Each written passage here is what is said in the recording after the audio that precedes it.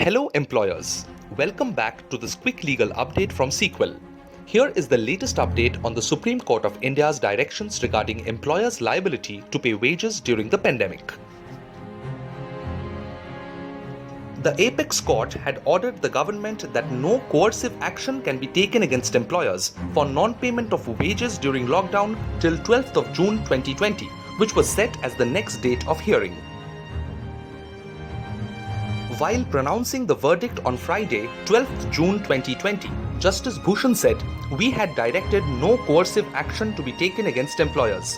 Our earlier orders will continue. A detailed affidavit has to be filed by the centre in the last week of July 2020.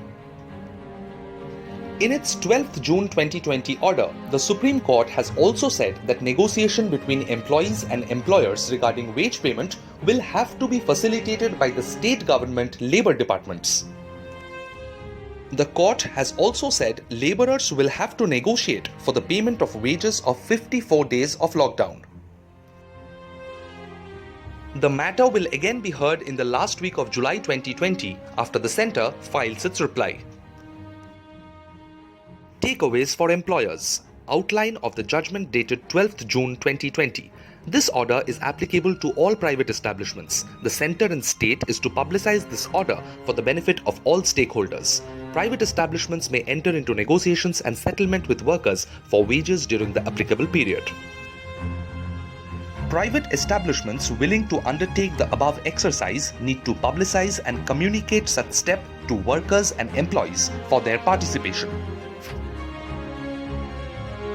Upon failure to settle or negotiate with workers, private establishments can submit a request before the labour authorities for conciliation or settlement with workers and trade unions.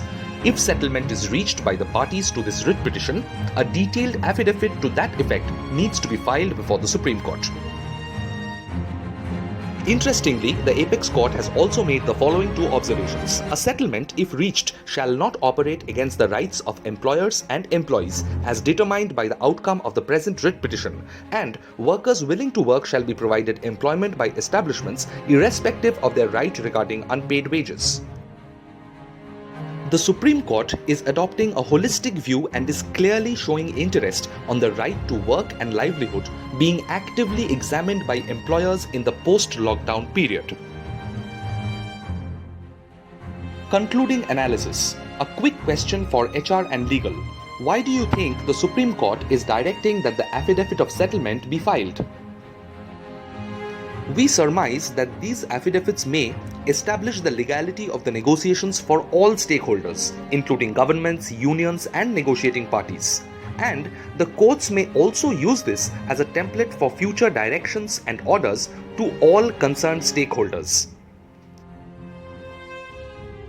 Earlier, a group of employers had challenged the Home Ministry orders dated 29 March 2020 mandating employers to pay salaries to all employees during the lockdown despite stoppage of work. The Supreme Court had asked the central government to file its reply within 2 weeks. The three-judge bench of the Apex Court raised concerns regarding the viability to pay full wages when industries were forced to shut down without no fault of theirs. The bench also questioned the government's act of invoking the Disaster Management Act instead of the Industrial Disputes Act, which in effect mandates 50% payment during exigencies as sustenance allowance. The primary contentions of the group of employers were impossibility of performance of contract since industry was under a forced lockdown with no production, lack of power of the Home Ministry to implement an order which the government themselves were in violation of. Earlier, the central government itself had decided to withhold DA, and various state governments had announced salary cuts for their employees. In a counter affidavit filed earlier, the Ministry of Home Affairs had submitted that financial incapacity could not be held as a good ground to challenge the 29th March notification, and had further prayed the Apex Court to direct employers to furnish proof of financial incapacity in the form of audited balance sheets and accounts. On 4th June 2020, the Attorney General of India, representing the centre, argued that the purpose of the Home Ministry order was to prevent human sufferings during the pandemic. He further argued that the Home Ministry notification was issued to prevent the unprecedented migration and thereby helping industries to reopen and keep the supply chain alive. Right after the MHA order of 29 March 2020 on payment of wages, C-Quel had advised its clients to plan wage cuts in proportion to projected revenue loss for 2020-2021 so that such cuts are not perceived to be arbitrary or high-handed going forward. While planning wage cuts, special attention should be provided to protect the lowest rungs in the employee pyramid who are covered under the Payment of Wages Act. Stay tuned to our channel for the next update from the Supreme Court in July 2020. Keep watching our channel for the latest labour law tutorials and labour and employment news and analysis. Make your company's compliance system agile enough to beat any pandemic or criticality. C-Quel has you covered. With our cloud compliance tool, Cloud Audit for company and vendor, and a robust central audit team, 100% labor compliance is no longer a dream.